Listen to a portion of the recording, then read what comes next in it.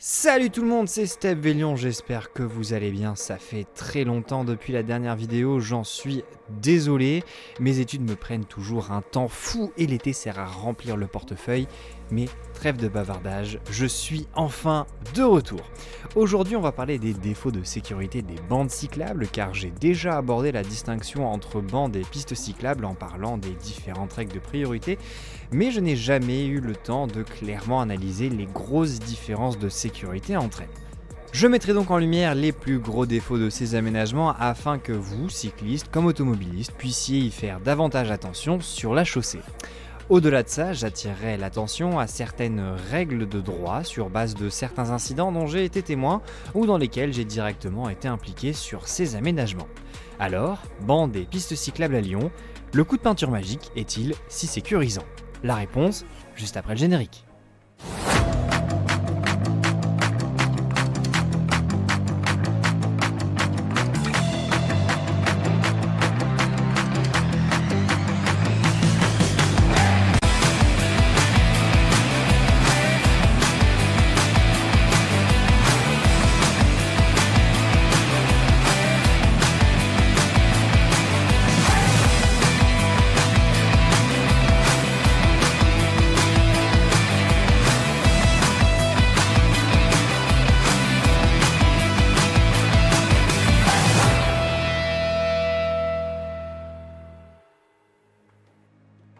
Alors, pour rappel, on distingue trois types de zones de circulation plus ou moins réservées aux cyclistes, trottinettes et engins de déplacement personnel motorisés.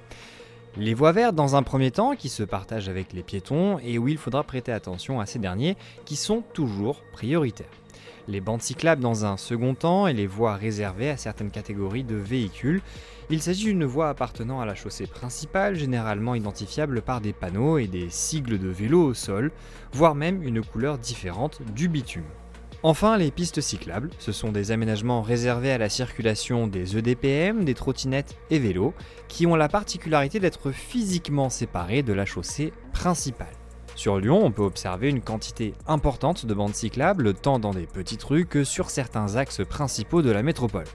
Par exemple, le cours Albert Thomas est actuellement délimité par une voie de bus de chaque côté, voies qui sont partagées entre les taxis et cyclistes également. Plus spécifiquement aux bandes cyclables, on peut observer cet aménagement sur l'avenue Frères Lumière par exemple, sur laquelle les travaux semblent ne jamais se terminer. Comme vous le voyez, la bande cyclable ne se différencie pas vraiment des autres voies de circulation, ce qui me fait soulever son premier défaut sécuritaire, l'absence de séparation physique. Les cyclistes sont des usagers vulnérables du fait de l'absence de carrosserie, de ceinture de sécurité et d'EPI obligatoires, contrairement aux motards par exemple.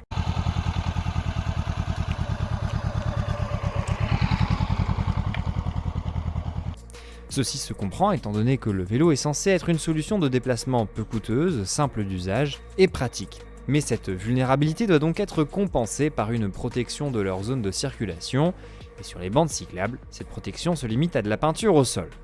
Concrètement, quels sont les principaux dangers sur ces aménagements ? Le premier danger se trouve au niveau des intersections. Dans le cadre d'un principe de non-saturation du sol de marquage, vous aurez remarqué que toute intersection est nue de marquage au sol, sauf quelques petites exceptions. Ceci évite une confusion des personnes circulant sur celle-ci, étant donné que plusieurs voies se coupent entre elles à cet endroit. Pour autant, cette simple interruption de marquage ne signifie pas une suppression des voies sur lesquelles vous circulez.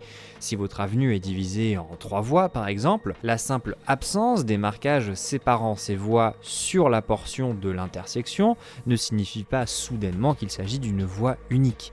Si cela peut paraître évident pour les voies destinées à la circulation des véhicules motorisés, beaucoup d'automobilistes négligent la présence d'une bande cyclable sur leur droite aux intersections, due en partie à l'absence de son marquage au sol. Résultat, je vous laisse voir ça.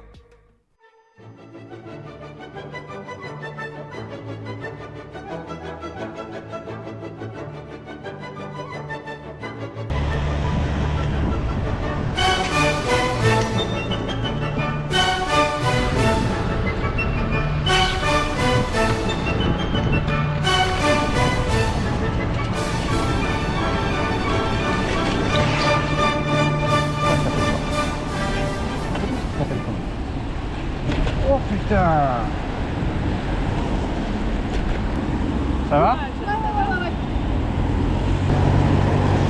C'est le problème des voies de bus et des bandes cyclables sur la droite, c'est que les camionnettes et les bus, avec les angles morts, ils ne voient pas du tout. Je sais, mais alors, en fait, ça fait vraiment réfléchir, je suis très vigilante.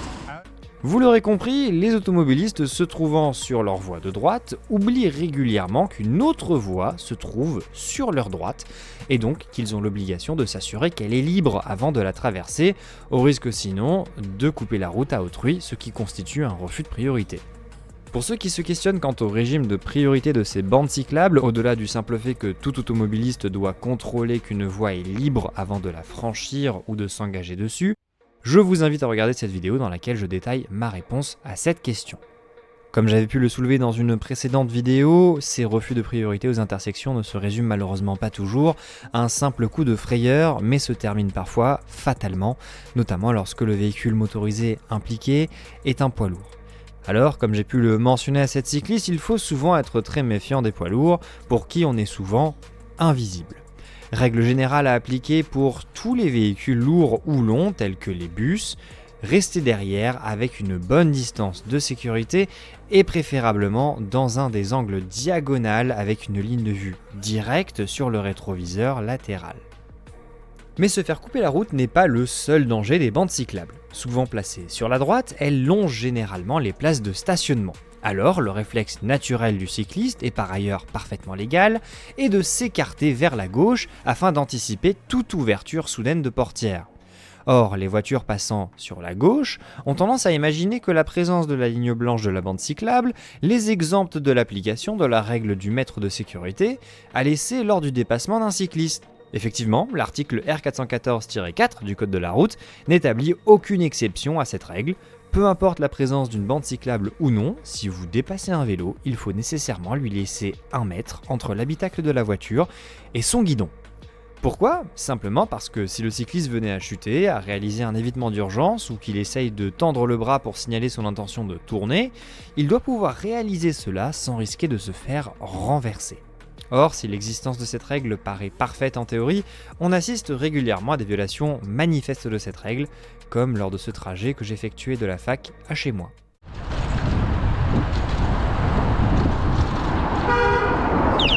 Oh!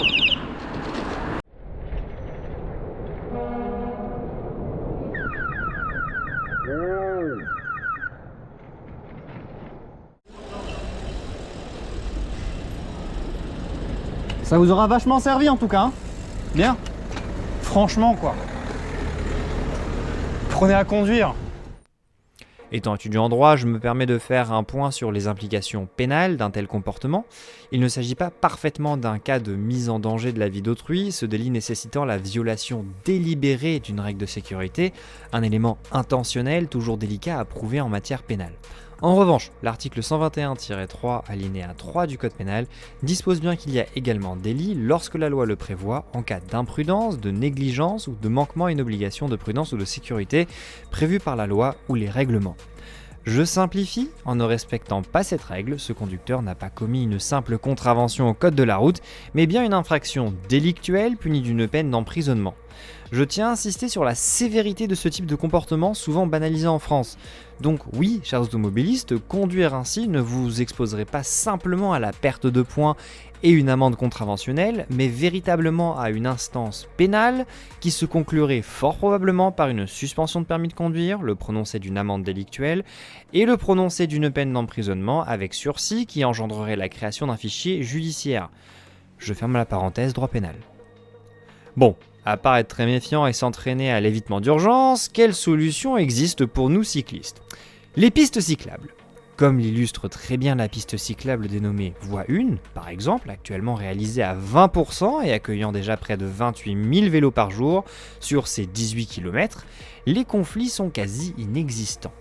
Une séparation physique des voitures en stationnement élimine le risque d'emportiérage, les arbres et les trottoirs établissent une séparation entre vélos et piétons, et enfin les carrefours forcent les véhicules motorisés tournant à arriver perpendiculairement à la piste cyclable, leur donnant nécessairement une vue à 180 degrés de celle-ci, évitant tout refus de priorité accidentel. Si l'aménagement parfait n'existe pas, celui-ci élimine tous les défauts principaux de la bande cyclable. Et je vous rassure, la métropole lyonnaise a bien connaissance du problème des bandes cyclables et des voies de bus partagées.